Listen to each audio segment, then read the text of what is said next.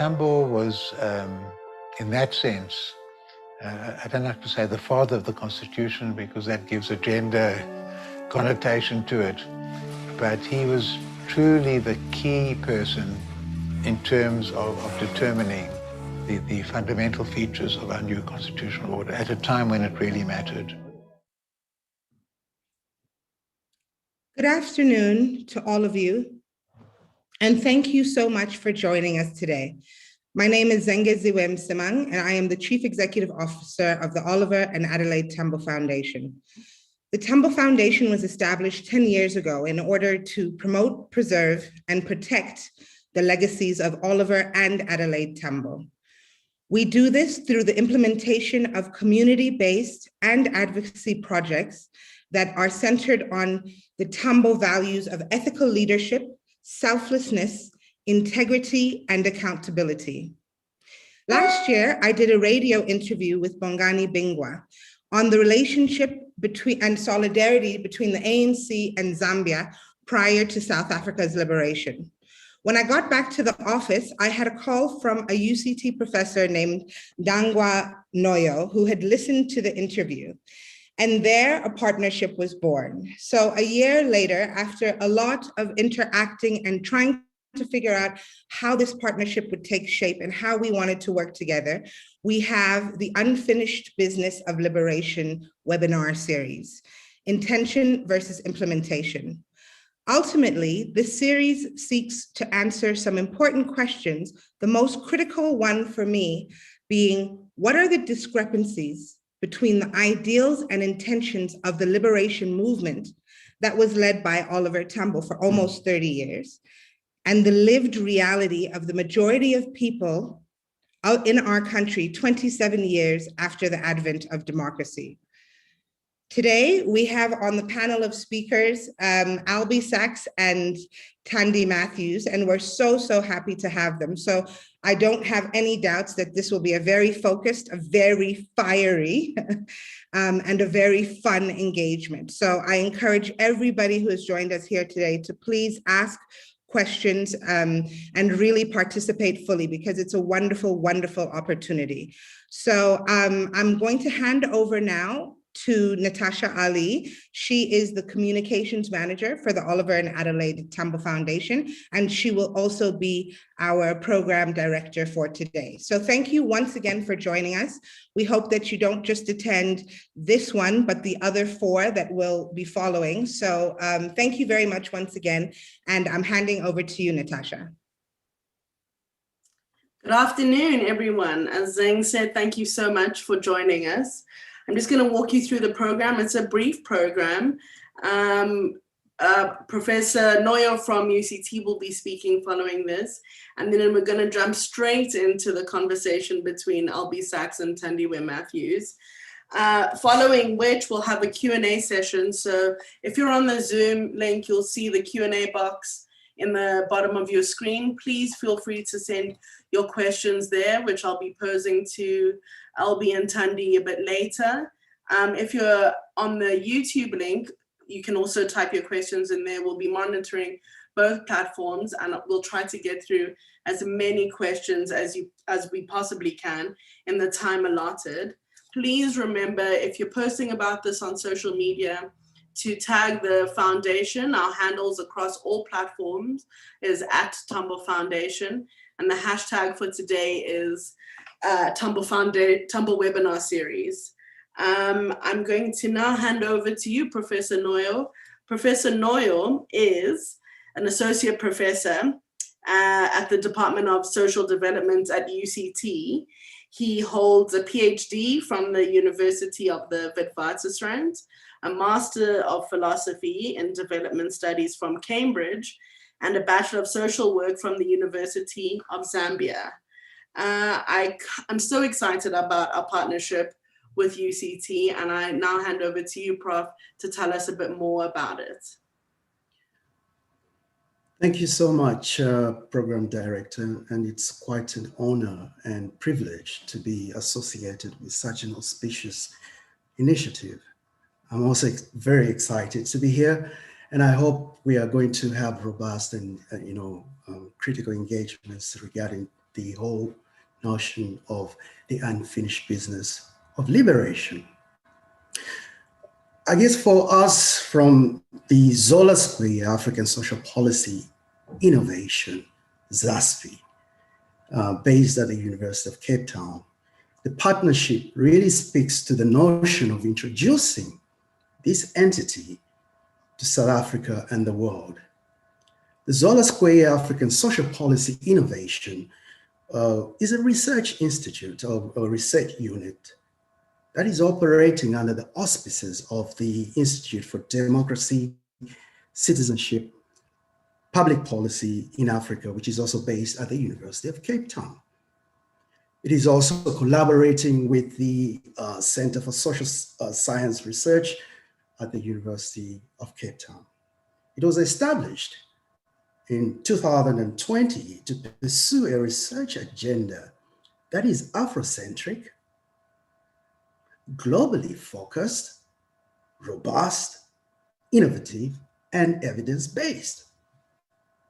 Its research agenda is Afrocentric, globally focused, and also seeks to go back to those notions of liberation that set the course of African nations against the colonial masters, so to speak, through intellectual engagement, and also various initiatives that seek to arrive at solutions to South Africa's, and the Global South challenges. So it is very important that research is not only undertaken for the sake of research, but it also seeks to liberate the mass of our people from poverty, from inequalities, and from the whole social ills that are still manifesting themselves from the colonial and apartheid era. ZASPI is named after the late Minister of Social Development of South Africa, Dr. Zola Tambo Foundation, who was also a member of the National Executive Committee of the African National Congress. Dr. Skweyiya was a freedom fighter who worked tirelessly to liberate South Africans during the liberation struggle against colonialism and apartheid.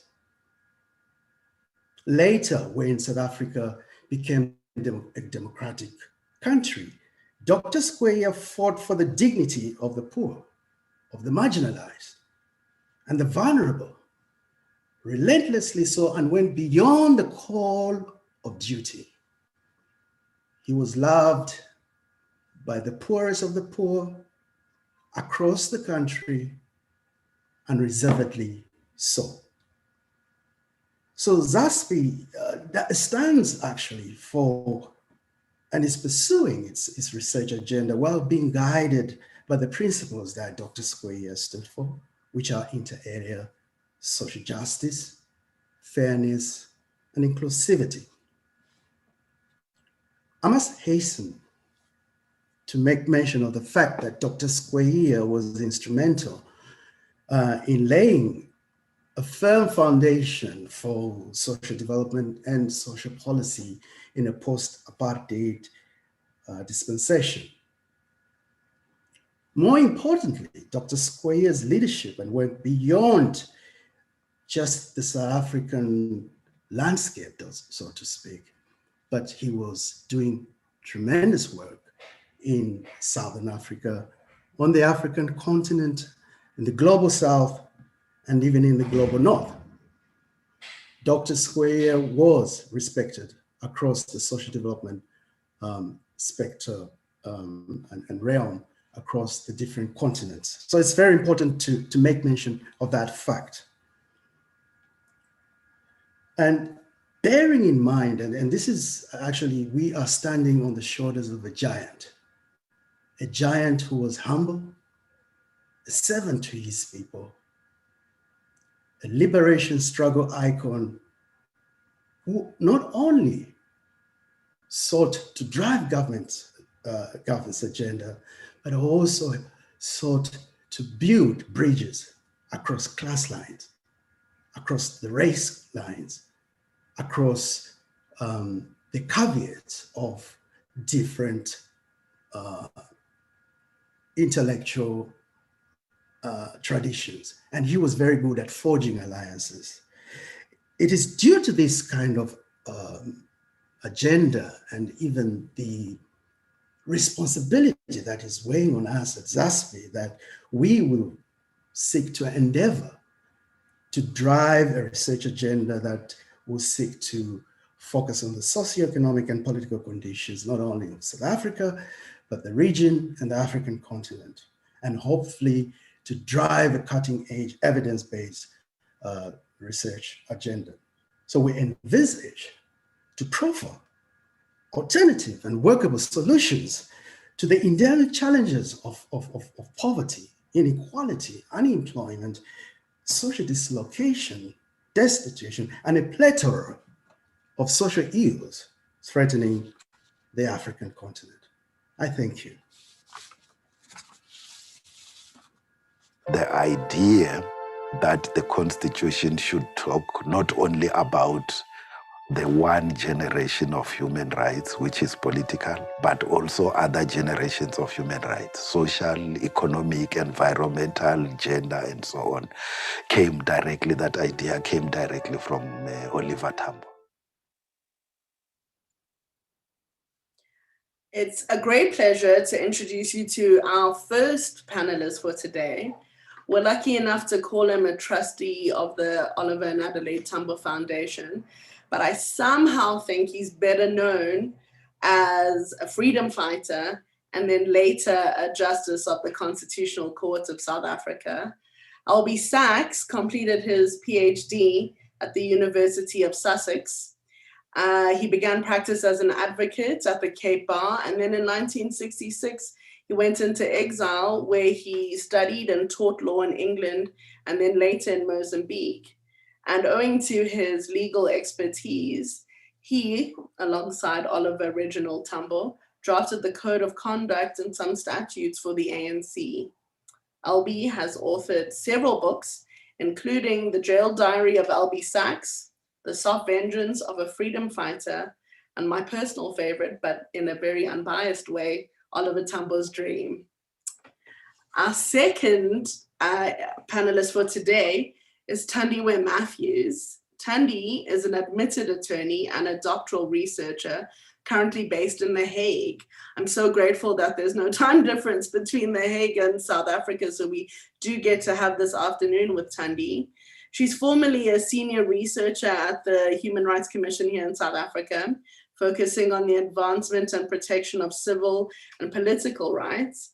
But now she's been awarded a scholarship to participate in a joint interdisciplinary PhD program between the International Institute of Social Studies at Erasmus University in Rotterdam and Wits University's School of Law. Her research will explore the role of constitutionally protected human rights to address structural inequalities of gender, race, class, and age in South Africa, with a specific focus on social protection. Well, I'm so glad you both agreed to join us today, and I know it's going to be incredible. So with that, I'm going to hand over to both of you for what will be a wonderful discussion. Thank you so much for that lovely introduction, Natasha, and to the Tambo Foundation too. And Judge Albie, it's a great privilege for me to be in conversation with you today. I want to start by engaging with you about the transformative objectives of the post-apartheid democratic constitution. Indeed, it was Pixley Kaseme who, as a 17-year-old student in 1906, could not access his desired higher education in South Africa and instead earned his bachelor and law degrees at the prestigious campuses of Columbia University and Oxford University, who proclaimed that either in South Africa we get a constitution or we have a revolution.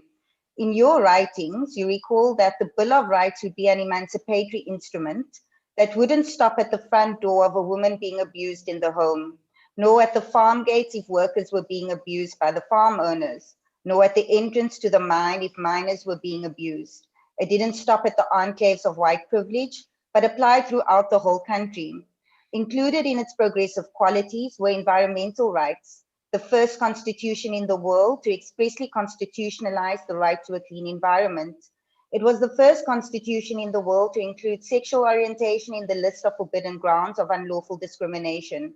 Disability, gender, sexual orientation, race, language, culture, birth, marital status, all included.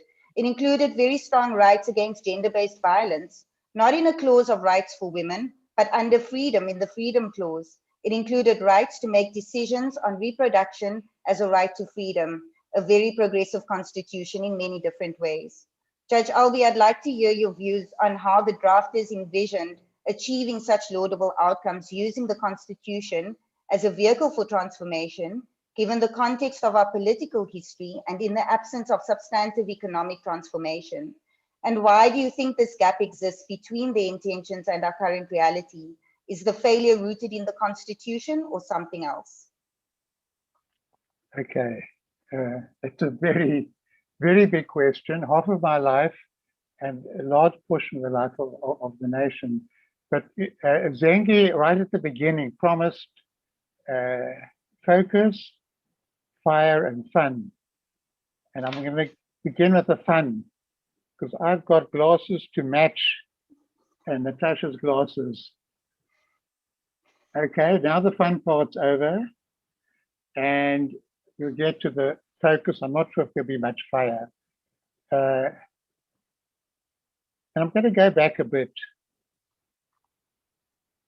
Lusaka, 1985, the ANC Consultative Conference. And by the way, I'm going to use ANC a lot, not to say the ANC was the only movement struggling for liberation. There were many other people fighting for it. So it's not as though it's a single narrative, single story that matters. That's the one that I know, and it's the one that had the most impact on the Constitution, very, very, very directly. And it's precisely after the Kabwe Conference where Oliver Tambo issued the appeal to make South Africa ungovernable, and make apartheid unworkable, and 4 pillars of struggle, going to be the underground resistance, which was going to be the armed struggle, which was going to be mass mobilization, was going to be international pressure.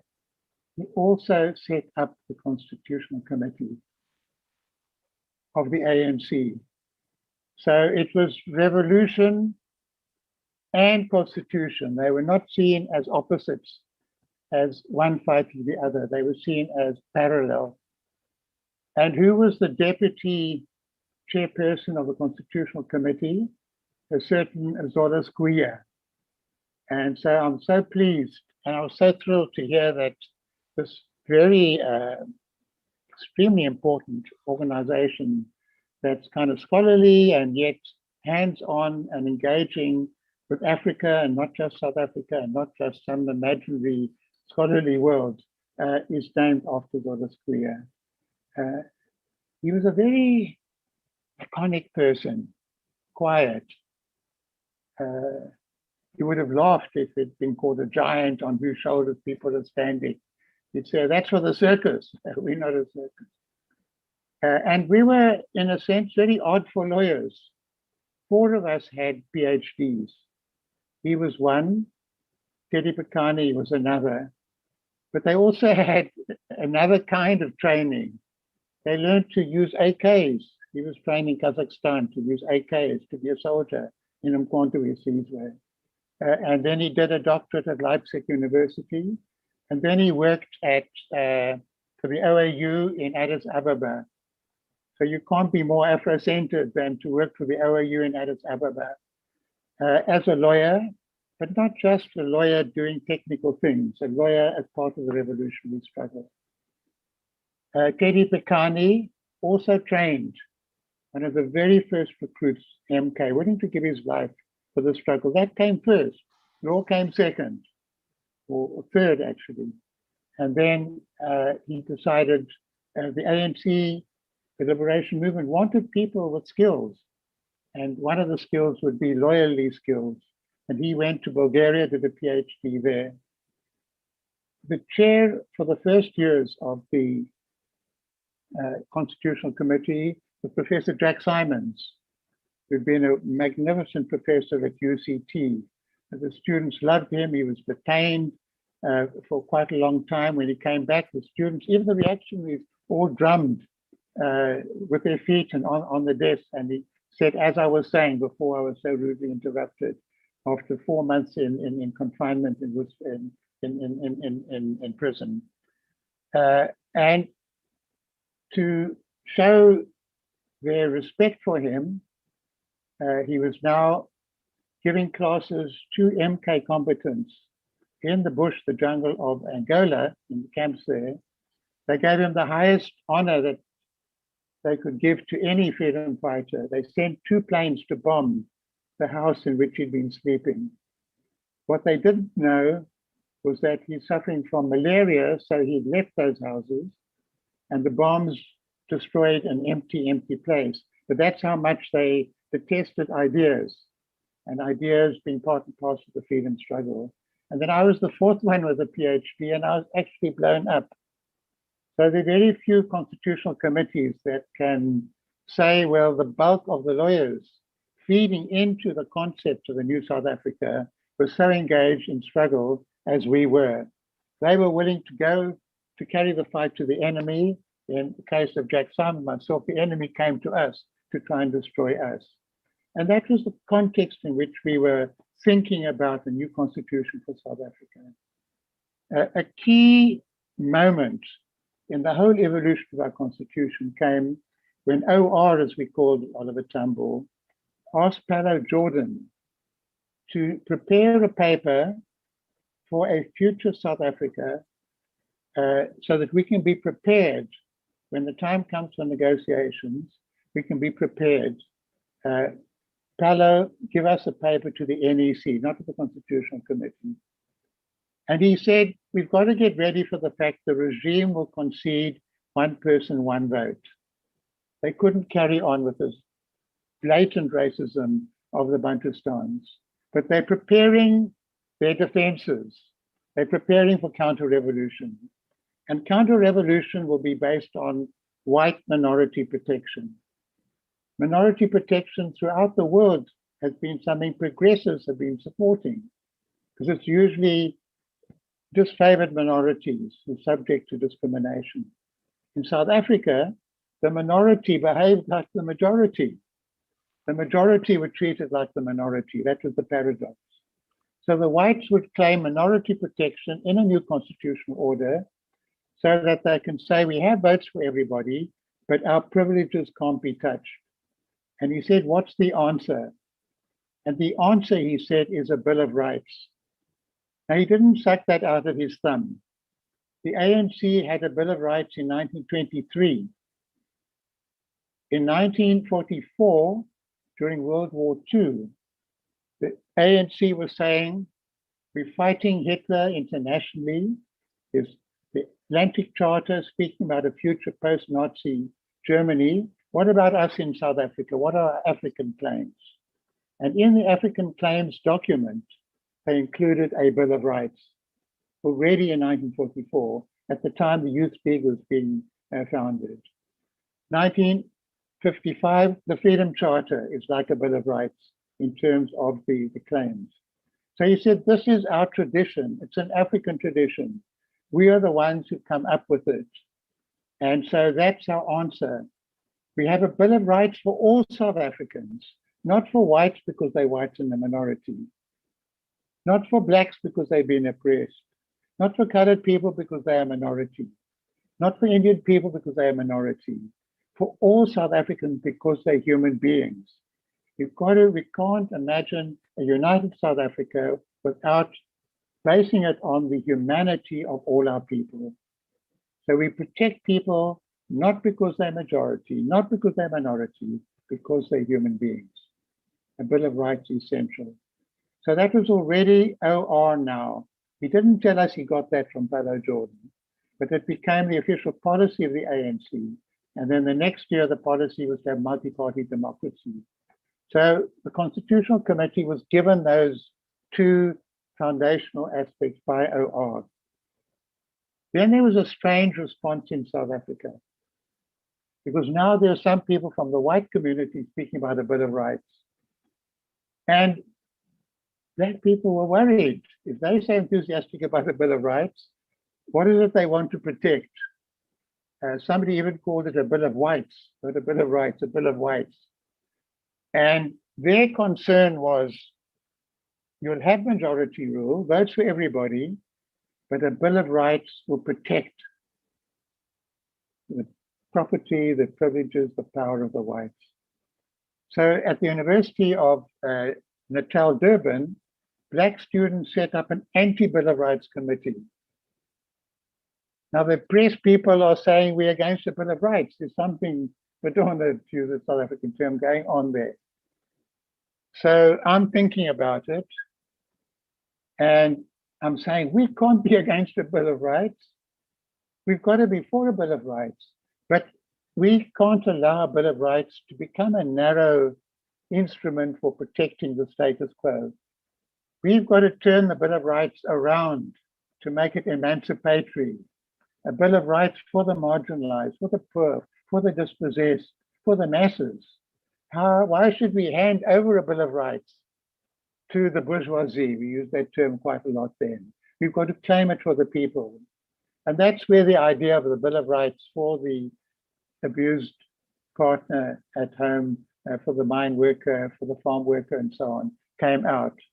And we discussed it and discussed with Oliver Tambo. He's very happy with that.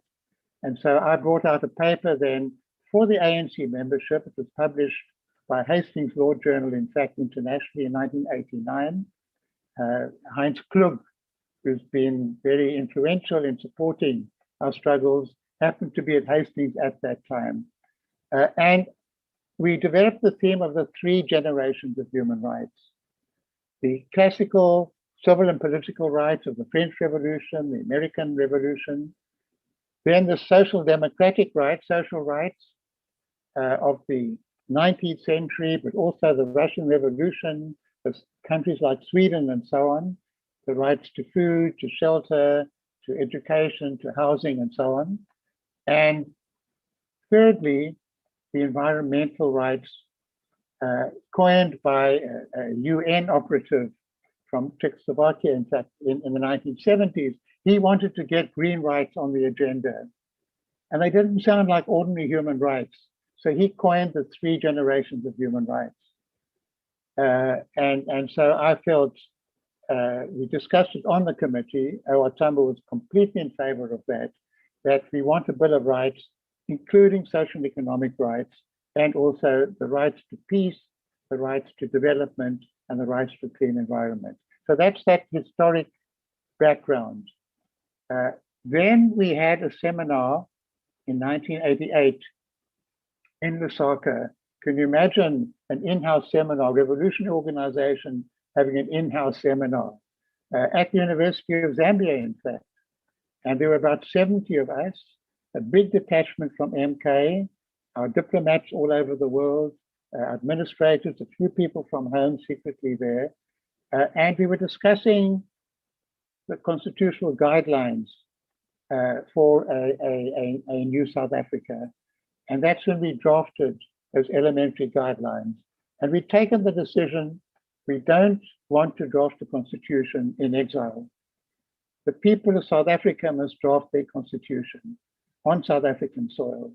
So already the idea of a constitutional assembly was now being adhered to, and that we sent on afterwards to the OAU and the Harare Declaration, all for another occasion, and it became central to our demand.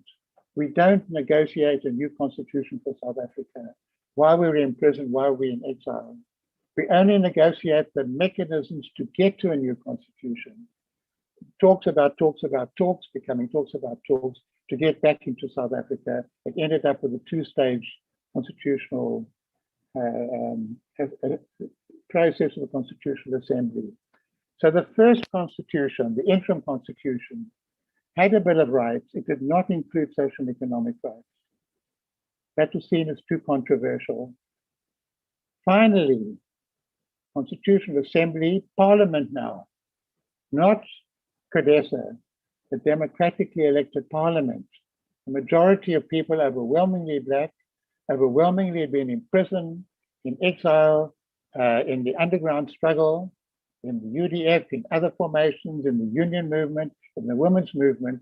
They are the crafters of the Constitution.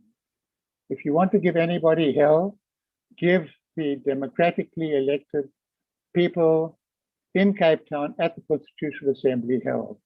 Don't kick the bum of Nelson Mandela. He was the president. He, separation of powers, he didn't write that constitution. He signed it into law. If you want to kick 400 bums or maybe 350 bums, kick the 350 bums of the writers of that constitution. And I'm at that stage a judge, so you can't kick my bum because I didn't write. I didn't write it. And in fact, the Constitutional Court declared the Constitution to be unconstitutional. When it was sent to us for certification, we said it doesn't comply with certain principles agreed to in advance. We sent it back. Finally, it was certified. So the whole history of the Constitution, the text, our intentions, as the program calls it, bound up with struggle, with revolutionary struggle, transformatory struggle, by lawyers in the struggle in exile, coming up with the principal ideas, who were nearly killed in the course of doing our work for the Constitutional Committee, under the guidance of Oliver Tambo, and then afterwards by the democratically elected Constitutional Assembly in Cape Town. So that's the background, the intentions. Later on, I hope you give me a chance to speak about Judge Albie now, as part of the Constitutional Court, dealing with the text that had been crafted in the way that I just mentioned in actual cases. Thank you, Judge Albie. I think you can incorporate some of those judgments actually into my next question, because I'd like to locate our domestic understanding of the Constitution within a global context. We know that our Constitution was conceptualized with the idea of universal application, reminding us that human rights are interconnected and interdependent, required for all of us to live a life with dignity. And that's reflected quite profoundly in many of your judgments. But there's also a lot of frustration globally that the human rights regime has not delivered on its promises. The South African Constitution was drafted at a particular time in our global history, post-Cold War, which saw the expansion of liberal democracy that promised to uphold a core set of civil and political freedoms supported by the rule of law. And yet now we see the rise of what has been termed illiberal democracy, underpinned by the instrumentalization of the rule of law in liberal democracies that impede the advancement of human rights and the attainment of social justice for those most marginalized in our societies. And we see the expression of these acts of lawfare across the globe, from Poland, where the Constitutional Court has supported the state's decision to substantially limit access to abortions, and here in South Africa, where powerful public and private entities invoke strategic litigation against public participation in an attempt to silence their critics. So, I mean, you've been a judge. How do we shield ourselves against the implications of lawfare underpinned by the rise of populist nationalism and a neoliberal world order interconnected through unequal power relations, and remain positive that the rule of law will continue to affirm and protect the human rights of everyone as guaranteed in international treaties and conventions? And perhaps you could speak to us about some of your judgments in this respect. Okay, that's another huge question. Terrific. It's interesting you mentioned Poland. The first body that the so-called super patriots, who were extremely illiberal, attacked was the Constitutional Court. They sacked half the judges. One can find parallels in other countries, for example, South Africa, where there's now a strong organized attack on the Constitutional Court, not for upholding the rights of the people, but as some kind of so-called instrument of partisanship and so on. The record of the court doesn't bear that out at all. It's a court that now consists of people who were all involved one way or another in the struggle. Almost half are women. the decisions of the court, when it was less diverse, from the beginning, were in favor of transformation. In fact, we were the ones who introduced the term transformative constitution into the discourse. We picked it up from a very progressive left-wing lawyer in the United States. It's not a constitution for the status quo. It's not a constitution for revolution. It's for transformation. And transformation is something much stronger than affirmative action and equal opportunity. It starts off with the point of departure that we are living in an unjust society. We're living in an unfair society. We're living in an unequal society. And so the duty of the Constitution is to facilitate more fairness, more justice, more equality. When it came to our very first case on property, we quoted from a radical professor at Stellenbosch University, Andre van der Walt, who said property law in South Africa can't be looked at in the way it used to be, simply in terms of ownership and the rights of ownership. It has to be looked at in the context of massive dispossession. I wrote, in other countries, possession is 9 points of the law. In South Africa, dispossession is 9 points of the law. And we have to correct the dispossession. That's foundational to looking at property law. That was right at the beginning. We decided very early on to adopt what we call the purposive approach to constitutional adjudication. Not just going to the Oxford English Dictionary, what does this word mean or that word mean, in a formalistic way, to contextualize the Constitution in the history and the pain of our country and the hopes of our country, in the context of the massive injustices that were everywhere around us in South Africa. We on the court, all of us, independently of our backgrounds, some had been communist, socialist, others more conservative in economic policy and so on. I think all of us would have been happy with the term social democrats if we had to have any label at all. Some might have been happy with liberal, others, given the contested nature of liberalism in South Africa, would have been very unhappy with that particular term. But we all favored transformation and change. And it came up in a number of different ways. One aspect was to get rid of the brutality of our society, the death penalty, the physical corporal punishment, the brutality of the South African state. That was one dimension of it. As Ismail Muhammad called it, a radical rupture with the past, a past that was uncaring and cruel to a future, seeing it as a bridge to a future that would be caring. It was in that case that Yvonne Makgoro introduced the term Ubuntu. I wish it was a little bit more in the discourse, a very African term and very strongly indicative of human interdependence. Against that, if you like, classical or neoliberal approach of rights are your stockade against the world. You can do what you damn well like with your money. I've made it, I can spend it as I like, I can give it to my heirs in the way that I want. It's a totally different approach, much more social interconnection, human interconnection, and it respects the dignity and personality and individuality of others. It doesn't suppress that in some kind of collective compression that forces everybody to be the same. It acknowledges difference and diversity. So that was the one area. The very first case we had in social economic rights was so poignant, directly, and so sad. It was Mr. Subramani dying of renal failure. He'd first collapsed, been to hospital, given dialysis, and then they said, sorry, we've only got enough machines for 30% of people presenting themselves. They're very expensive to run.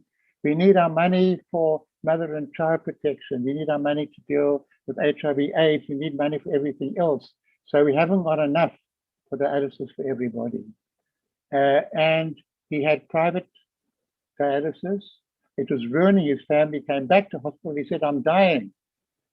And he came to court demanding his right to life and to have emergency treatment. And we knew that his life depended on our decision.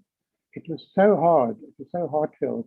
And we said, we can't say that the ethics committee at the hospital was wrong when they decided on the use of resources. And we upheld their decision. And 2 or 3 days later, he died.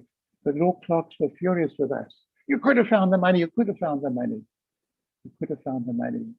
And we didn't have time to theorize it because it was no good coming out of the beautiful judgment after he died.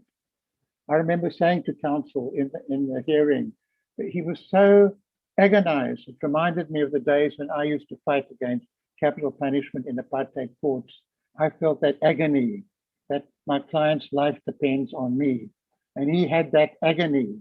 And I said, Mr. So-and-so, if compassion and resources were co-equal, this case would be so easy to resolve, but they're not co-equal.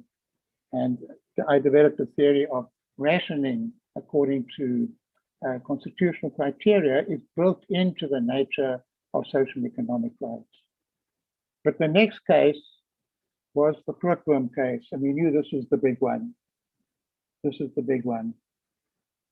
And for me, the importance of the Grootboom case wasn't just the outcome. She became the center of legal attention. It wasn't the wealthy, powerful companies and corporations and mine owners and newspaper owners. It was Mrs. Grootboom with her 2 kids sleeping out in the open. And I remember thinking to myself at the time, you know, she, existential moment, the rains are coming to Cape before the drought. She's sleeping out in the open. She's been evicted with 1,000 others. And she's saying, why? Why? What have I done? All I want is a place for my children to be able to grow up in. And I'm sleeping out in the open. And I'm a judge. I have my existential moment. I'm saying, how? How can we do it? We're not the government. We're not elected to build houses. And yet, if we can't find something for her, what does it mean that the Constitution says everyone has the right of access to adequate housing? And we had tremendous discussions and debates round the table, workshops amongst the judges. On the one hand, it's not our job to build houses, decide on resources. On the other hand, she's sleeping out in the open. And that's when we came up to find a hook, a line, a principle. Archimedes said, give me a lever and I can lift the world. And you need an organizing principle in law.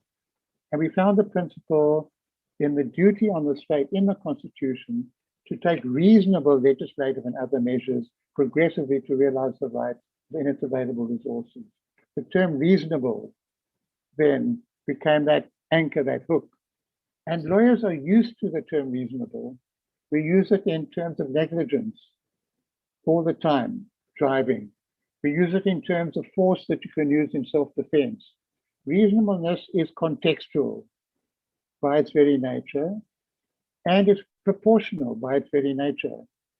So we said, by and large, the government has a great discretion how to meet its responsibilities in terms of housing. We judges don't say we're smarter than you, we know best.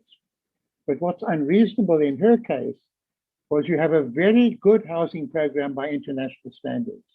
I mean, today, 3.5 million homes have been given free to people to move from shacks into homes with water, electricity, sewage. By international standards, that's spectacular.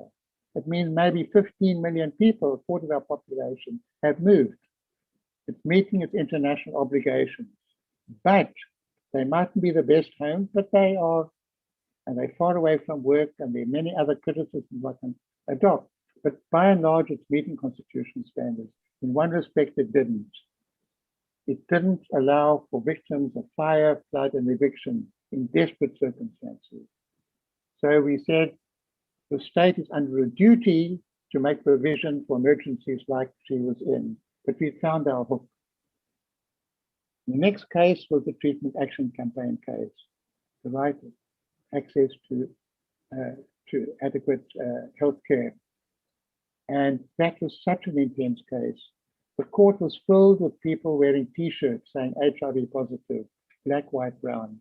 I don't know another court in the world where you would have people who, in that sense, the litigants coming in their T-shirts while the case is being heard. And there the issue was the provision of nevirapine, which was a drug that reduced the transmission of the virus, HIV, to women about to give birth by about 50% then. Now it's about 95%. And given the denialism in very high quarters in the South African government at the time, they were restricting, the Ministry of Health was restricting the provision to 2 sites in each of the 9 provinces, the public area. If you had money, you could get it. And we said the state was failing in its duty. It was safe, the drug. It was being provided free. The doctors wanted it. They were clamoring for it. And the women wanted it. Their rights were involved. And the children to be born, their rights were involved. And counsel for the Department of Health said judges don't prescribe drugs. We do. And if we are wrong, you kick us out of the next elections. And we said no. The Constitution requires us to uphold the Constitution. It requires us to enforce the Bill of Rights. It requires us to protect the rights of the women and the children to be born in this particular case. And in that sense, judges intervene and make policy. And we declared the duty on the state. It transformed, I'll finish now, it transformed the whole response to HIV in this country. It's actually saved South Africa. So if the court did nothing else, the Bill of Rights did nothing else, that alone would have justified everything that was in the Bill of Rights. But Judge Albie, I mean, something that we constantly talk about as young people is that, you know, Mrs. Grootboom died without receiving a house. And so, you know, and when it came to the treatment action campaign, we also had a president at the time who wore the T-shirt, right? Who wore the HIV positive T-shirt. Well, my diva did at the time. And so I wanted to find out from you, you know, with respect to the role of young people, something that that I get frustrated about often when I talk to my parents is that we live on a youthful continent where the majority of our people are under the age of 30. We also live in an ageist country where young people are excluded politically and socially from participating in decision-making processes that directly affect them, while youth unemployment rates soar and environmental degradation persists in the name of sustaining a free market economy that excludes a significant proportion of them. And like the generations that came before them, young people continue to claim recognition of their rights on the streets, much to the dismay of our elders. When we last worked together, Judge Albie, at the Human Rights Commission, you spoke of a harm to the soul as a consequence of our past that transcends generations. I want to hear your views on what the role of the elder or our elders should be in our future that is not going to house them, but is for us, and what your views are on accountability and justice for future generations who did not cause the harm that they are currently experiencing today, especially in a context now where it's not just in South Africa, but internationally. Young people have had to suffer the consequences of the pandemic, the consequences of environmental injustice, which is racialized and gendered too. And despite the amount of freedoms that we may have attained, the barriers just seem to be getting worse. I mean, you spoke a lot about our former generations and that the Constitution was in line with revolution. What do you think needs to change or remain? Sure, another huge question. You know, I'm just thinking now, I'm going to bring Zola Skweyiya into this because his greatest contribution in very practical terms was he was the one who really got our social welfare program organized because he felt so passionate about it. And the main beneficiaries are children and the elderly. And the elderly are also suffering a lot in South Africa. And the one thing that at least gives them, it's not only food, it's a bit of income and the dignity that comes with being able to help the family and not feel they're just dependent. And they can decide, does it go for food or school books or whatever it might be. So I think that's been a major contribution that's made. But the sadness is that these are, if you like, palliative things. They're not dealing with root causes. They're not transforming our society. They're softening, they're cushioning.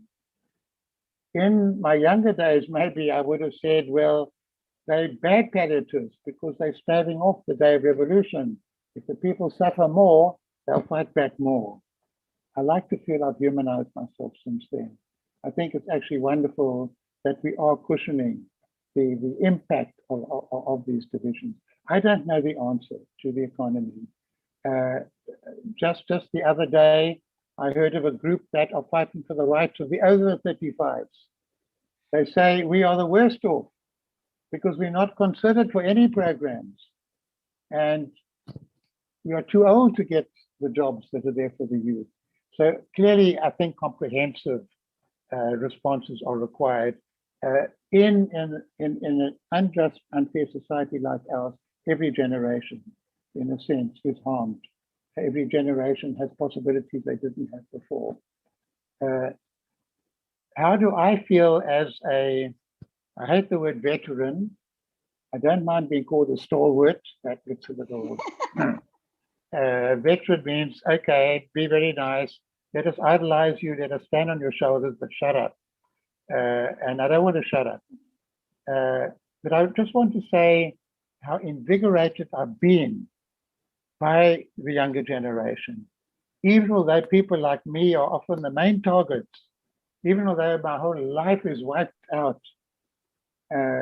even although the fact that I've blown up by a bomb put in my car by racists and lost an arm, side, and eye, normally I used to think that will protect me against being hammered. It didn't protect me. But that's good. What I love about South Africa is people speak their minds, young people speak their minds. I love the fire, the passion, the commitment. I love the interest in ideas. And just by the way, I'm going to claim another first for the Constitutional Court, the concept of intersectionality, which I was able to introduce. I had an African-American woman, law clerk, and this is about the year 2000. And she introduced me to critical race feminism, and I used that in the Right to Be Different case.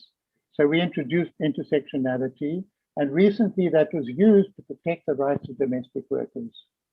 I say this to show that the courts then can't transform South Africa. They can't bring about equality. They can help keep the door open to equality. They can remove the forms of injustice that said African widows got nothing, that African girl children got nothing. You can remove those barriers, that an African woman couldn't be a tribal head of a community, of an ethnic community, the Baloyi community. We can remove those particular barriers. In the case of evictions, we can make it more difficult for people to be evicted from their homes, as we've done. We can insist on alternative accommodation. But there shouldn't be issues of eviction. People should have their homes. People should have their jobs. But that the court can't really attend to. So I'm very proud to be part of a generation that used these values at least to soften, to humanize, to convert starvation into hunger, if you like, complete homelessness into lack of decent homes. We're contributing in our particular way. The law is not standing in the way of change. The change has to come about. We got the Constitution through struggle. Every clause in that Constitution was fought for against a lot of resistance, a lot of opposition. We got it through struggle, and the implementation will come through struggle as well.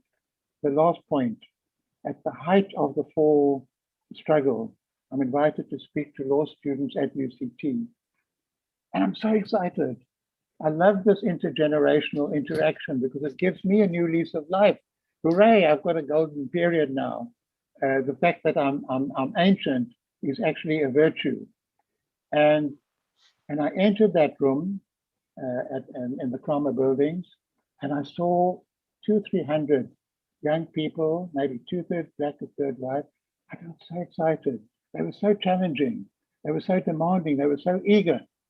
And I said, it sounds like the height of Gnosticism, but I see 200 young Albie Sachses sitting in the room.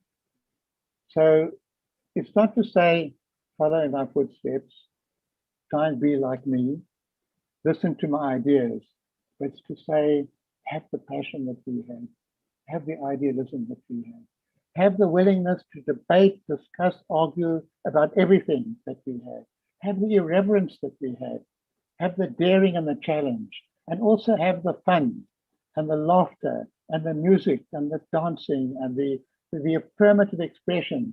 So many people in struggle and in human rights movement have long faces. And long faces help nobody. The poor don't want you to be miserable because they're miserable.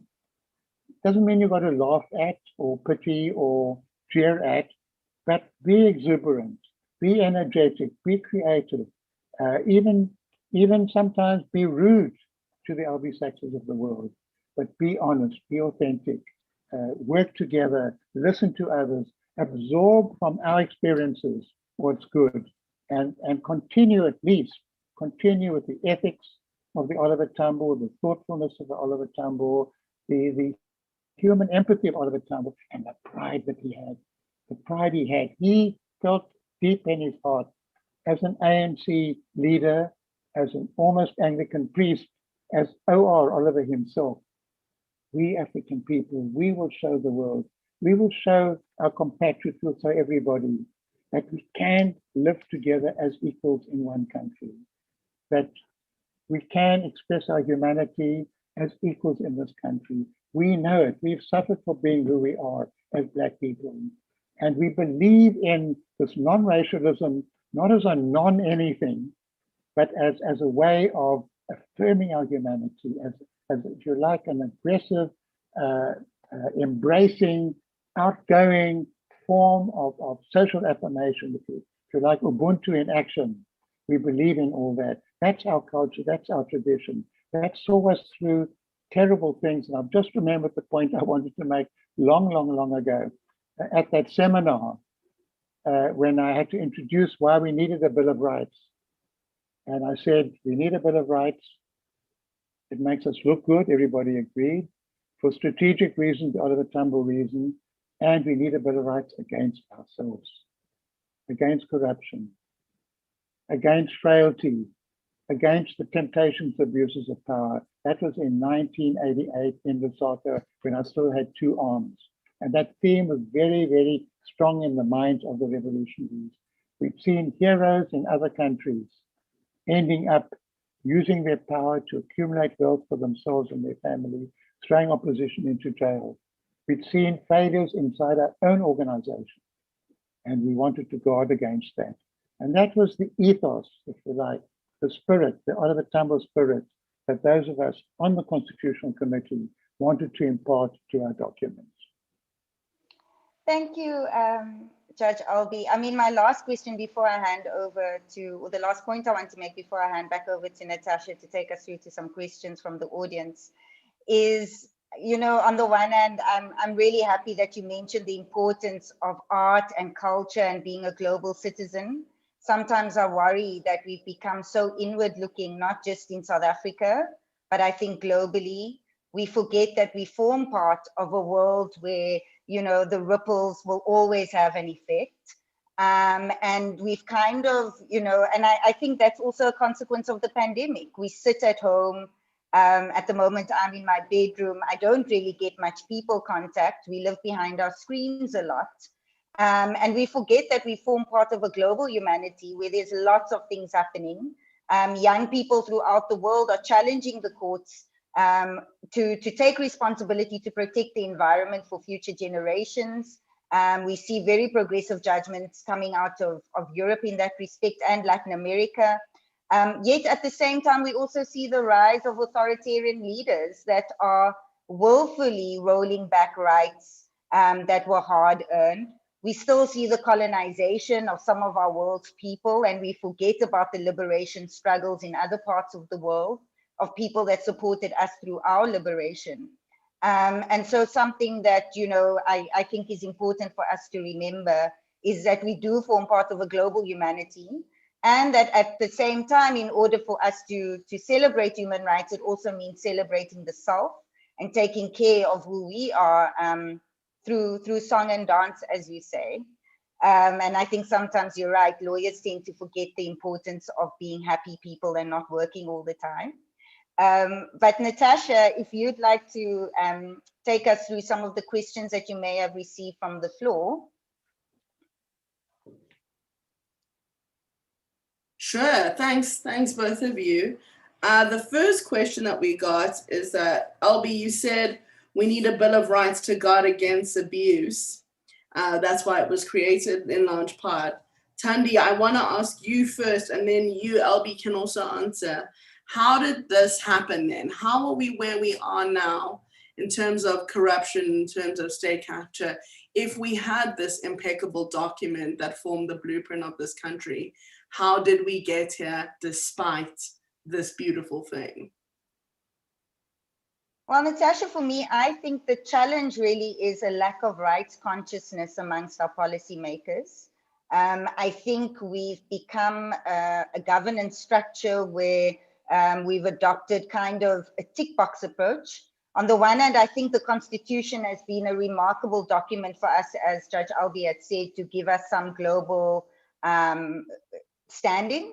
We do a lot of human rights diplomacy, I think is the right word. Yet at the same time, we also haven't integrated rights-based approaches into our policy making. And so, you know, Judge Albie had spoken about the concept of reasonableness. There's also in socioeconomic rights, the notion of progressive realization within our maximum available resources that the state often leans on in order to justify not expanding budget expenditure on socioeconomic rights for marginalized people. And just to speak to, you know, the issue of social protection, you know, Minister Skweyiya was in the space of 10 years was able to expand the social grant system to reach at least, I think, 15 million people. Today, at least 18 million people survive on social grants, 13 million of whom are children. And yet at the same time, our budget expenditure, when it comes to social protection, hasn't expanded over a long time. It still remains 3% of our GDP. So really, I think our policymakers need to be thinking more strategically or more substantively about the budget and the promises that are enshrined in our Constitution. Albie? Yeah, you know, I have such mixed feelings when I read or see what's been going on at the Zondo Commission. On the one side, it's just total shock and horror and disappointment. Madiba once said, people aren't born racists. It comes through great education. You need good values. And people aren't born crooks. And part of the greatest sadness for me is some of the worst in terms of conduct were wonderful in the struggle. It wasn't that they were crooks all along and now they found a new way of being crooks. And that's the deepest disappointment, because it's not only that they're robbing the poor of resources, they're robbing their movement of integrity and dignity. They're robbing their own memories, their own legacy is being destroyed. Why? Because we live in this ultra-capitalist world. We're getting rich and getting cars and fancy watches and show off stuff, you know, becomes so important. So that's the one part. The other part of me is pride. Why? Because we've got the commission. It's not taken as normal. We're exposing it. And pride because we have a Chief Justice who says the president is not just a functionary fulfilling certain tasks given to him or her by the Constitution. The president must embody the values of our Constitution. We must cut off corruption at its stiff neck. Harsh, really harsh kind of image that's being used. But we have a court that can stand up to the president and to Parliament and to say, Parliament, you're not doing your duties. And Zola can say, Parliament, you're not doing your duties. So it's the indignation, the horror, and the pride are all kind of mixed up. And in a sense, I'm especially proud of the Constitution that provided for the instrument of the public protector, and Turim Madonsela did amazing work using the powers that she had. I won't comment on the successor. The Constitutional Court. You know, I remember about 5 years ago, I think it was, I'm rushing to catch my plane at the Joburg airport, and a big burly African man, middle-aged, puts his arms out and grabs me. He says, thank you, thank you, thank you. Didn't say why. I said, it wasn't me. I've been off the court for 5 years. Thank you, thank you, thank you. And he was expressing a national will that somebody is standing up. And so it's the Constitution in that sense that favors virtue. It's not a Constitution designed to favor the status quo. It's a Constitution designed to consolidate the things we've been fighting for, and it provides the instruments for doing that. The free speech, the people speak their minds. The Fordists were able to do things. I mean, I was myself, as one example, as a privileged person, white and an advocate. I was thrown into jail twice without trial, 168 days the first time, 3 months the second time. I was kept awake with sleep deprivation. I was rendered stateless for 7 years. I was blown up and lost my arm. My books were banned. You know, we've transformed the country in that sense. We are an open, democratic society in which people speak their minds. And where elections matter. Elections matter. When the ANC lost Joburg, they lost Pretoria Trinity, they lost PE, it hurt them. And there was that extraordinary moment. To me, some things are only in South Africa. In the IEC headquarters, when the results were announced, Jacob Zuma, the president, acknowledges on behalf of the ANC that we've lost the elections in these 3 metros. Not all countries in the world. There's a certain president of the United States, former president, doesn't accept that. He accepted it, but that wasn't the end of the story. 3 young African women were standing below the platform with signs saying, remember Shezi. And they weren't thrown into jail. They weren't banished. They weren't even prosecuted. So the free speech is very strong in this country. And so it's the free speech, it's the social movements that we have, it's great investigative journalists, it's programs and activities like this, it's the lively spirited debates at the universities, it's the faith communities that are holding on to these core values. These are the things that give me hope in South Africa. The last point I want to make, in case you don't get a question, is got to remember we're in Africa. We designed the foundations of our constitution in Lusaka. I was grown up in Maputo. Oliver Tambo was in Lusaka. We got huge help from Julius Nyerere at very critical moments in Tanzania. We got enormous help from Kenneth Kaunda. We could see he was doing things wrong in Zambia. You'd switch on the TV and it'd be KK opening a borehole, KK going to a knitting club, KK doing right through the day. We made it very clear, you lose the people if you're simply showing images of the leaders like that. But wow, he paid a huge price. The bombing in that country, in Mozambique, the civil war. I lost an arm. There are thousands of people without legs because of landmines. They had civil war because of the support they gave us. Angola was bombed to smithereens. They had civil war for years. The price that Africa paid for our democracy was enormous, and we don't recognize it.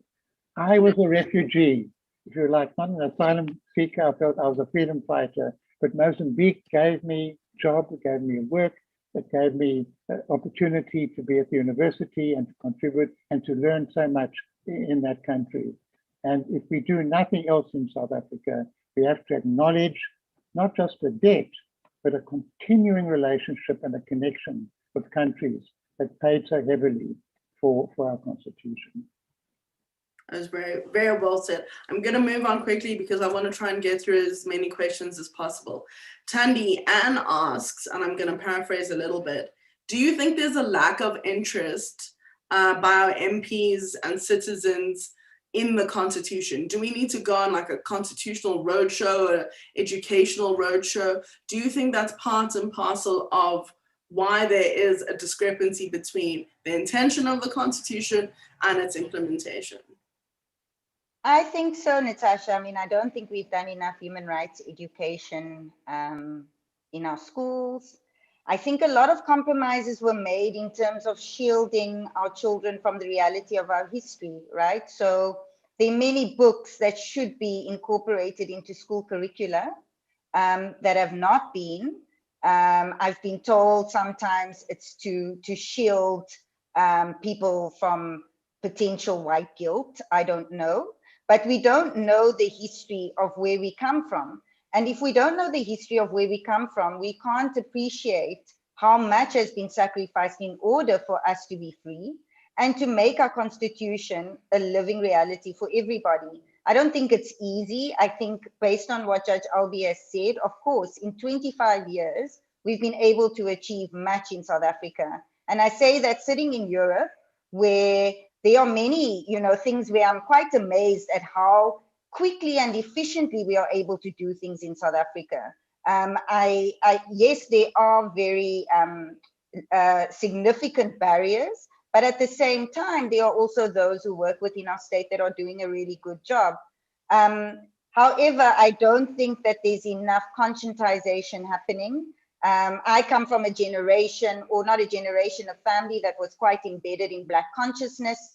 And when I speak to people about Black consciousness, for me, what made Black consciousness very important was the amount of confidence it gave me. It made me understand that I belong in this world, regardless of what I look like or where I may be or what my class positionality may be. I belong here. And I think the underpinnings of the Constitution are centered on that we all belong in South Africa, that there needs to be redistribution, that there needs to be an acknowledgement of the injustices of our past, the amount of sacrifice that has been made, particularly by Black women. Often I say to people, we rely a lot on the Freedom Charter to explain the origins of the Bill of Rights. But if you look at the 1954 Women's Charter, it encompasses everything and more that the Freedom Charter doesn't. Women of the 1950s already understood and applied the concept of intersectionality. It baffles me that today we're not able to incorporate those concepts into our policy making. The document says it all. The footsteps have already been made for us to just follow. So sometimes I get frustrated because I feel that we repeat over and over again what should already be done. So yes, I do think that we need to not only be educating our MPs, we need to be educating everyone in our society about our obligations with respect to the Constitution. And just one more point, our Constitution is one of the few, or Judge Albie, you can correct me, that has the concept of horizontal application contained within it. It means that all of us as individuals, companies, individuals, private citizens, are bound by the values in our Constitution. And so when we talk about issues such as hate speech, it's not just freedom of expression. We have a responsibility to live the values enshrined in our Constitution. We are all bound to it.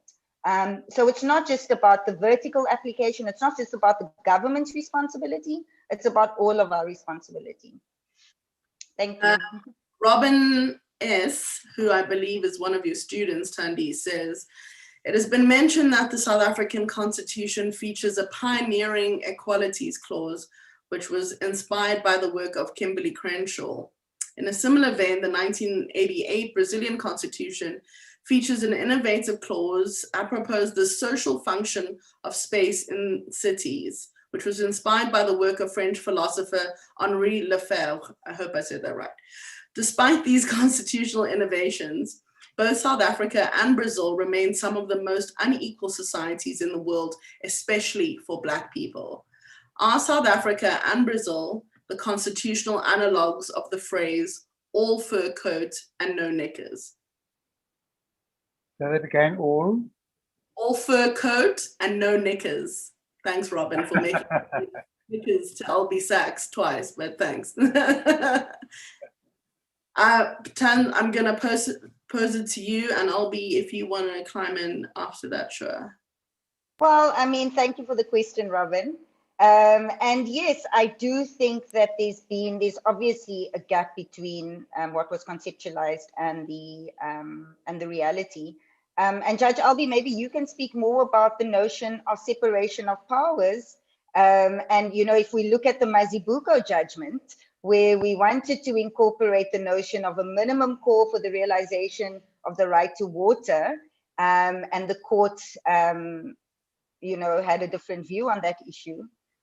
What is the implication of separation of powers? And to what extent should the court be interfering in policy making? I have a bit of an ambivalent view on that. Sometimes I think, as you said, Judge, earlier, that, you know, voters need to be pushing the government for the policies that they want. It's not for the courts to necessarily step in. At the same time, when we live in a society such as ours and in Brazil, where it's highly unequal, where the wealth of the elite seek to be protected by powerful entities, at what point does the court step in and say, well, you know, it's not just, and then also in the context where, you know, the private companies own more money than what the state does, and yet the state is responsible for the advancement and protection of human rights. We live in a very different world to what we did in the 90s when the Constitution was conceptualized.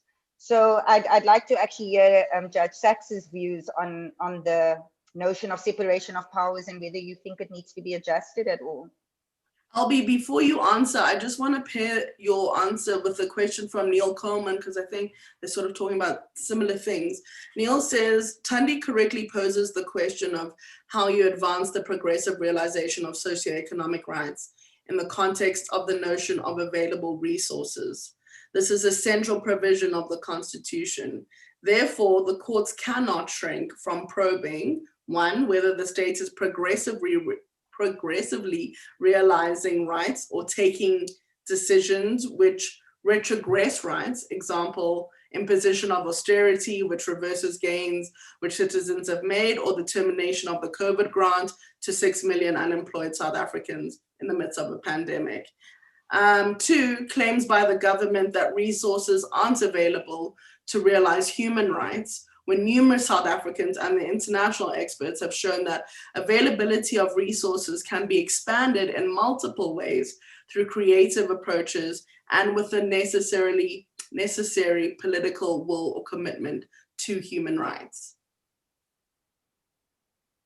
I just noticed when Thandi had a really difficult question. She spoke about Judge Sachs. Albie. Okay. That's still going to be Judge Albie responding. You know, we got hell for our decision in the Mazibuko case. So until then, the whole human rights community was saying, right on, Constitutional Court, great. And what happened in that case was it was a challenge to prepaid water meters, basically. That was the main challenge.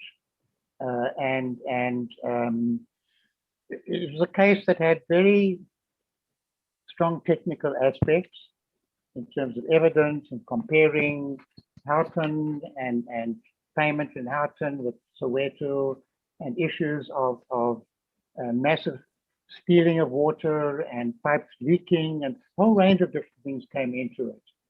But what happened there was national legislation laid down a minimum of 24 something per household. I got mixed up with the kiloliters and the whatever it was.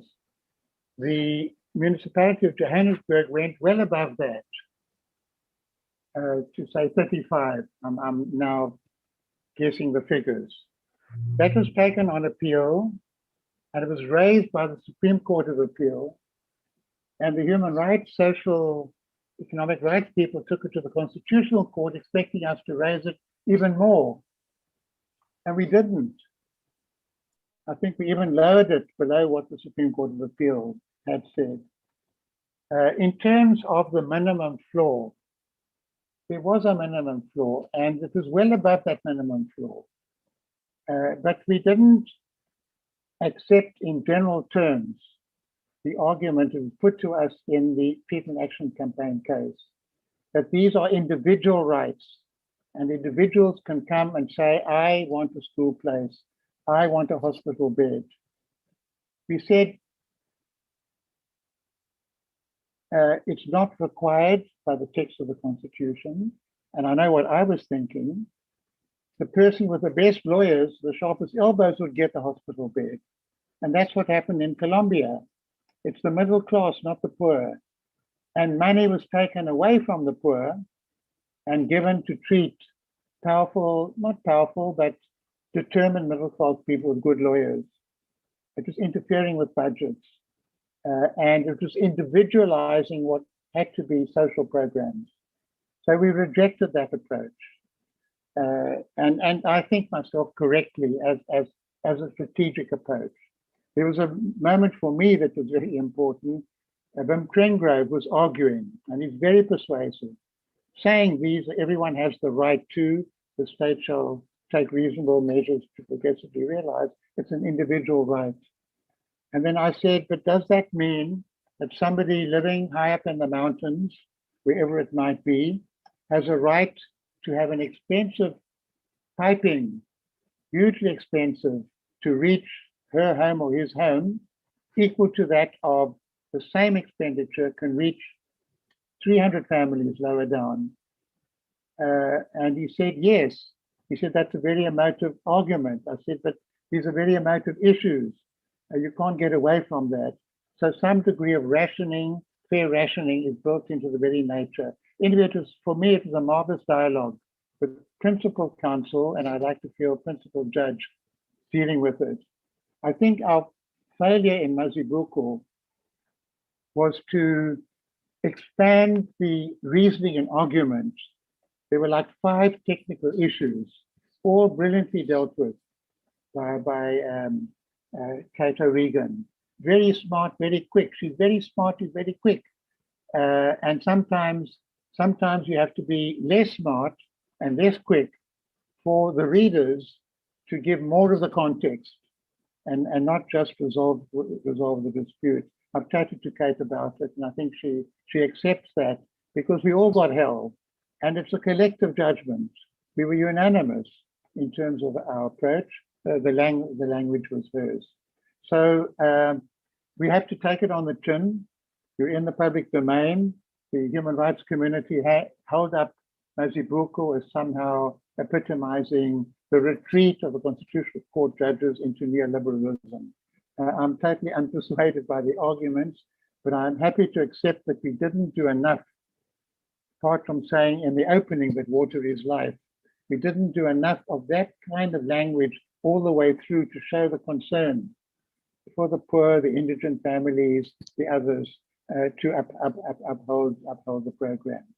In terms of should we intervene in the budgets, which Neil is asking us to do, you know, the judges are hanging in there, doing our job, dealing with the trenchant violations of presidential powers and parliamentary obligations. To involve ourselves in major budgetary issues, I think would be, from a strategic point of view, a gross overreach. And you would have cases that would go on forever on the budgets, taking a long time when you need to settle disputes. from a strategic point of view, and you need a lot of judicial statecraftship in deciding. So to give you other examples, capital punishment, you can't have a little bit of it. You either have it or you don't. And we found it abhorrent that the state should kill in cold blood. What example is that setting? On same-sex relationships, we found we were unanimous. Finding the right responses in the case of marriage, we sent it back to Parliament to provide the law, but we were unanimous. When it came to sex work, prostitutes, we divided. I think all of us would have been happy to decriminalize, but the majority felt that's for Parliament to decide, it's not for us. When it came to the Rastafari wanted to smoke marijuana, we split very, very closely. I lamented it so much. I was with the minority there, as I was in the same sex, in this the sex workers case. It took another 10 years before Dennis Davis decriminalized. In a sense, the minority had paved the way, but the court as a whole wasn't willing to say that we must give the Rastas the right to smoke dacha, because we want to defend our position on, if you like, on same-sex relationships.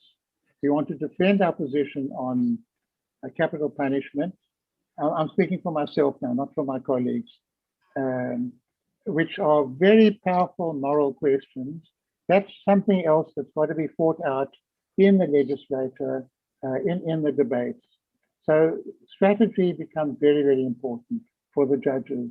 It's not theoretically impossible to deal with progressive realization. I think it would be extremely imprudent to become involved in that. And then you'd be picking judges because of their knowledge of economics and social welfare and a whole range of issues. And maybe you would lose that capacity to deal with the hard edge issues of corruption, fighting corruption, abuse, and elsewhere. That's an Albie point of view. Ella asks, could you speak about the position of restorative justice in our constitution? And do you think whether we actually have restorative justice in our country? Thandi, I'm gonna start with you for this one. I would say in as much, sorry, I can't pass it back. To me. No, it's for Thandi. Yes. Well, I think as much as, the Constitution provides for restorative justice, I don't think we've really engaged with it appropriately. I think we focused a lot on transformative constitutionalism, and transformation as a concept has been framed kind of along the lines of power, right? And so who gets to decide what transformation looks like is not something that the majority of, in my view at least, the majority of people have been involved in defining. And I think, one of the frustrations that I sometimes have with human rights and the legalization of human rights is that we've removed human rights from people. I grew up in the UDF, and I always say to people that, I didn't need to go to Europe or the US to learn about my human rights. I didn't need to go to law school to learn about my human rights. My human rights were embedded in me from the time I was little.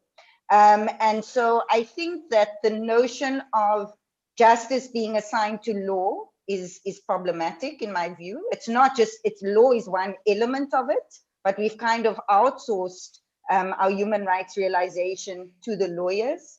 And I think there's kind of also a gap between those who claim rights on the street and the lawyers who translate those rights in the court, because we are confined to a certain framework, and that framework has its limitations.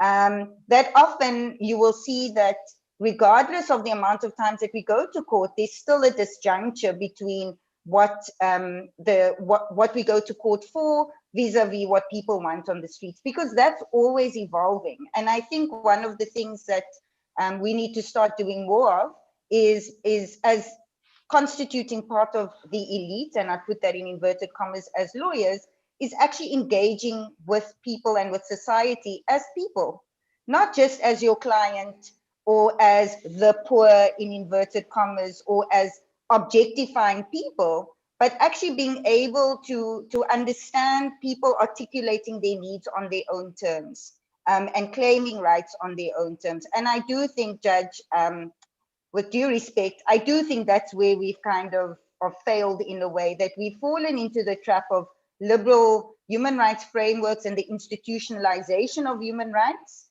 to the extent that the legalese of human rights has become very far removed from the lived reality of people. And the translators of those rights are not the people that are disenfranchised by rights themselves. I agree in very large part with what you said, Thandi. But my remedy would be a bit different from yours. I would say the law must expand to move away from this very formalistic view of justice, a very rigid, that justice is killing somebody through execution, capital punishment, or sending them to jail, locking them up, or taking away their property. That's the way justice is seen and accountability is seen.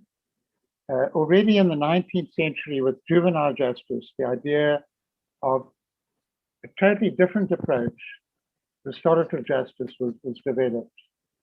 First in the United States, children's law, that you actually do more harm than good by sending the kids through the legal process and locking them up in the reformatories. And what you want to do is not leave it to the state to bring about the repair, but to get the family, the faith community, the neighbors, the people at the school involved in a project where the person who has violated the norms of society is reintegrated into the society. In the early years of my work in Mozambique, that was very profound. They didn't have prisons. They didn't want to spend money on prisons. So they developed forms of community service instead of your old-fashioned punishment. When the Civil War became terrible, unfortunately, the penal system became reverted to the Portuguese imposed kind of system. In South Africa, or in the Constitutional Court, Yvonne Makgoro, I think I mentioned, I didn't mention Hughes, another interview I gave, introduced the notion of Ubuntu into the debate on capital punishment. And Ubuntu calls for restorative justice. The whole approach of Ubuntu is not to put a mark of Cain. You have violated the law, you are branded as a criminal, you go to jail, and you separate it out and you put up with all the other crooks. It's to reintegrate you, it's to reconnect you. And in the Dekoko judgment dealing with defamation, we said, stop paying money because you have called somebody a liar or a crook. Go in for a restorative justice approach. Get an apology, work on the apology, reconnect the people. Don't just order the person who's told lies about you to give you money as though your reputation can be quoted in the marketplace. And in a way, it sickened me that the George Floyd's family in Minneapolis is being given $27 million, as though by having that huge sum, somehow we're dealing with it. And I even tried to persuade Beka Moseneke not to award massive sums to the families who suffered so tragically, but to try and find restorative justice remedies that reach out to the pain, to the integration, non-repetition, and not simply to put a money value. Dekang felt so strongly about the evidence that he'd read, and maybe he was right and I was wrong in that particular case. But so Yvonne and I have both written about restorative justice, at least in defamation, and it's been taken up now by the Constitutional Court as the whole approach that should be adopted. But They've said it, but it's not being applied in practice very much. In one case, however, I was able to apply it. Mrs. M, I won't give her name. She lived in what's called a very troubled area, the Cape Flats. She'd gone in for credit card fraud, not once, not twice, 3 times while she was out on bail with a suspended sentence. She was compulsive. She was just buying, it wasn't just buying bread, she was buying liquor, buying different stuff. She was sentenced to 4 years imprisonment. She said, but I have to look after my children. There's nobody else can look after them. And when the case came to us, I sent it to my clerks and I said, this is the most hopeless case you ever had because it's not a constitutional matter. We only deal with constitutional matters. And she keeps on doing it. And Cato Regan said, but Albie, have you thought about the children? Not her rights, the children's rights. And they are protected in the Constitution. The rights of the children shall be paramount in any case affecting them. And there's no one else. So I said, okay, Kate, we will get social work report. It's not going to help her. But by the time we got the social work report, it's the same. She's the only caregiver. She's on the Parent Teachers Association board. She's running 2 businesses, a laundry and provision of bail. And she's a model mother. And it just seemed to me sending her to jail, which she deserved, would be terrible. It would get nowhere. It wouldn't help her. The children would be left stranded. What purpose would it serve? And that's when I argued for and came down, a majority of the court supported me, restorative justice. Suspend the sentence, compel her to pay back the money. I was just imagining the stores. She's coming in to pay back the money that she earned from the bail services that she was running, to get some kind of psychological support for the compulsive behavior and to do community service. And I'm absolutely convinced to this day it was the right approach in the interest of the children. But we need that kind of approach. Generally, it's very strong in African culture and tradition. You don't send people to jail. So families come together, they talk, they reunite, they reknit. They, if our son has behaved badly, we bear some responsibility. We connect up with the other family. I think there's a huge future, but somehow we're so in such an understandable panic, if you like, about crime and dealing with crime. It's very hard to get there, but its day will come. We've got to keep raising that question. We've got to keep advancing the need for restorative justice, not for children only, but for adults as well. For people sometimes who do terrible things, the answers are not always jail, or fine or confiscation. The final question, and I'm going to ask you to incorporate your final remarks.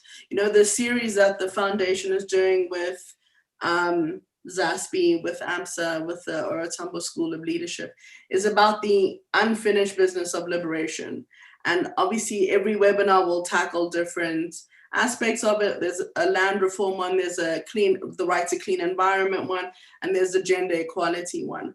But for this one, because the overarching theme is socio-economic rights, Kifense wants to know, what is the impact, given where we are in South Africa today, in the world today, what is the impact of austerity measures on the protection and fulfillment of human rights? And I guess because of the series on socioeconomic rights. Well, Natasha's got a direct impact on the ability for us to realize our rights. In terms of our budget, I think something that we need to do more of is budget education, understanding how state policy making works. I've tried to do human rights budget analysis just to understand where the money goes per program when it comes to socioeconomic rights expenditure. And it's very difficult because the line items on the budget keep changing. Every time a department merges, the budget changes shape and form. And I think sometimes, when we talk about, issues like political will, for example, it's a lack of political will, which is why we are not implementing. That's one component of it. But we can't put pressure on the government if we don't understand how the budget works. If we don't understand the limitations of the budget, we don't know how much gets spent, for example, on foreign debt. We don't know what the maximum available resources are that are available to the government in order for them to realize both their domestic human rights obligations as well as the international obligations. So I think as a first step, all of us need to learn the budget. We also need to demystify the notion of law and economics. These are people's issues. It's not issues that we need to talk about in very complex terminology. I know I'm a socio-legal scholar, so in social sciences, these very big words get used. It shouldn't be something that's complicated. And in the 90s, I think between 1994 and 1999, Parliament did a huge amount of advocacy when it came to simplifying the budget. Sometimes if you look at the state budget now, every year from National Treasury, after the president or the Minister of Finance does their speech, that budget is sometimes simplified. But beyond that, we don't know what the political implications of the budget. We don't know how the decision-making processes regarding the budget work. So, sometimes going to court is important because it's through the court process. We talk about the court as a theater. It's through the court process that these things are often demystified and simplified for us. But at the same time, in order to be an active citizen, we need to be involved in the legislative processes. And so for me, at least, I think a huge part of the challenge that we have at the moment is budget education. And I think if we are able to make a dent in austerity measures that are being implemented across the board, not just in South Africa, but throughout the world, in terms of social spending, then the first step is for us as citizens to know the budget. Yeah, at a purely technical level, Sandy Liebenberg, who was the person who fought almost single-handedly. Actually, I'm the one who can speak about single-handedly more than anybody else. For social economic rights to be justiciable rights that you can invoke in the courts at the time of the Constitutional Assembly. And then she represented South Africa on the international level at the UN, dealing with social economic rights. And she's written specifically on when can you cut the provisions of social and economic grants in conditions of austerity, which is a big issue all over the world now, because it's commonly accepted. Progressive realization means you can't cut, you can't reduce. But in states of emergency, you have to, because you're not getting the revenue that you get from full employment, and you need money for vaccines and for so many other things. But she said that doesn't mean you can do anything you like. First of all, you have to justify it. You have to justify the particular reduction in expenditure. You have to show that it's proportionate in the circumstances. It has to be on a temporary basis, given the conditions. There are a whole range of criteria. In other words, technical responses to the reduction. It's not just saying, well, state of emergency, anything goes. So I think that would be an important template to use in examining the circumstances. And that's been agreed upon internationally, and she's a voice in that particular area. In terms of the budget, one of the most beautiful statements I've ever heard in my life was about my son, Michael Sachs, when he was the head of the budget creation department in Treasury. And the statement was in my presence from somebody in the civil society realm. And she was saying, you should have heard Michael Sachs explaining the budget to us. He was even more brilliant than his father. So that was a double vanity whammy for me, even more brilliant than his father. But what's exciting for me is there are people asking these questions. And the fact that the provision is in the Constitution gives you a lever. It gives you a platform for argument. It's not just your views. It's not just what the doctor agree with me, or say maybe he's applauding me. It's not just that. It's not what the Republicans in the United States would call socialistic, because it happens to be ultra left. It's in the Constitution. These are the values that the Constitution makers found as foundational. And I think that's one of the important elements of the Constitution. It's a platform, it's a basis for not only rational, but persuasive debate and argument to fight for the poor. In a sense, I'm uncomfortable with fighting for the poor and the marginalized. In a sense, you're fighting on their behalf, and you're not fighting to change the society. You know, it's depriving them of agency. Yeah. And just mention this, though, one of the things that the court did in terms of developing our legal technology, which I think all of you might be interested in, was to introduce the concept of meaningful engagement in social and economic rights cases. So we don't only have one lever to lift the world, like Archimedes said, we have two. And the one is reasonableness of programs, and the other is in terms of the remedy, to allow the poor and the marginalized a direct voice in finding the remedy. Not just leaving it to the lawyers and the judges, and getting them to negotiate. It's closer to the restorative justice and mediation notions of allowing people to help resolve their own disputes to get the best results, but not just saying, go out and settle the case. It's saying, if you're going to evict the people because you have a justified reason to get your land, well and good, but you must find alternative accommodation. That's balancing out the respective.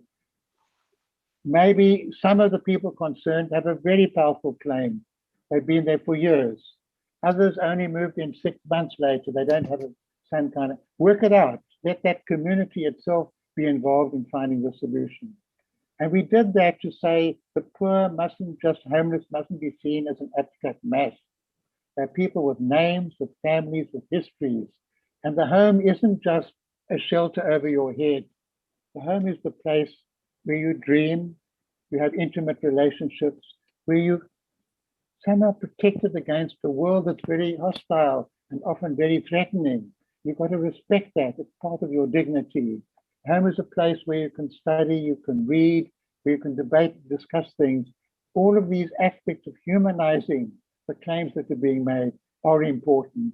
Not to have that bureaucratic vision of how many houses for how many people, how quickly, at least expense. Of course, that's important.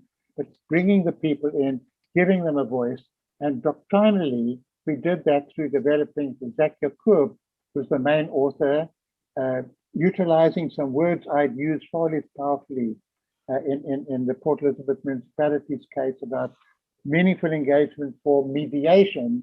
He said, Albie, mediation's not enough. We need meaningful engagement. So now that could be applied to education, could be applied to health, and certainly could be applied to housing. And these are examples of, if you like, creative technological development of legal instruments, not handing over the law to the people who want that abstract approach to rights, but bringing the humanity of people, placing it at the forefront. The very last case we heard in the Constitutional Court after 15 years, and they dragged me out screaming and crying afterwards from that court. I wanted to stay on, and I couldn't at midnight on that night. And I might say, we lawyers say 15 years are counted. You count the first day, you don't count the last day. And I lost that last day I was expecting. The very last case we had, by pure chance, was of people living not far from the court. They had to walk to court, and they were complaining that they only had concrete pit latrines, and they'd been promised housing, and they were waiting. They wanted ventilated, improved pit latrines. And they were coming to court. There's nowhere else in the world where people can go to court to say we want the highest court in the land, the Supreme Court, if you like, and say we have a constitutional right to ventilated VIPs, they were called pit latrines. They walked there. And Dekang Moseneke was presiding as Deputy Chief Justice at the time. And counsel for the province, who's on the court now, Madlanga, said, before I start, I want to apologize to the court for the fact the province has promised housing and delayed for 3 years. And Dekang said, don't apologize to us, apologize to the people in the court. And Madlanga turned to them and he spoke in also. For me, it was a wonderful moment, and he apologized to them in the court. In the end, we didn't order the province to build the VIPs because there was only a year to go. The litigation actually sped up the provision of housing, and we said it didn't make sense to spend all that money for 1 year. It made more sense to build more houses where there would be latrines, the toilets, the sewage provided. And the person who brought the case was very angry with us. She stormed out of the court. I think it was the right decision we gave. But I was so thrilled, me as Albie now, the revolutionary Albie that I started with, and Albie the judge, that our very last case, that should be the case. These were the litigants before the highest court in the land, having their dispute settled in terms of that constitution we fought so hard for. We have gone way over time, and like you, I could be dragged out of this conversation kicking and screaming, but we do have to wrap up. There have been incredible questions. I wish we'd had time to get through to all of them, from police brutality to xenophobia. We're obviously going to have another dialogue. And Neil saying that Michael Sachs declared that austerity measures was unconstitutional. And I think, like Neil, we all want to be a fly on the wall at a family dinner. But until then, I want to thank you both so much for today. It was wonderful, just as we expected it would be. I want to thank everyone for the questions. I'm so sorry we didn't get to all of them. And I want to thank our partners today, the Zola Skweyiya African Social Policy Innovation, Absa Bank, and the Oliver Tambo School of Leadership for just a wonderful afternoon. As I said, this is the first in the series where we'll also be tackling land reform, gender equality, and the right to clean environment, which I think are all very pertinent and all fall under the Constitution. So please do attend those and follow the foundation at Tambo Foundation across all social media platforms. Thank you everyone for joining us today. And I hope it was as fun for you as it was for all of us. Thank you.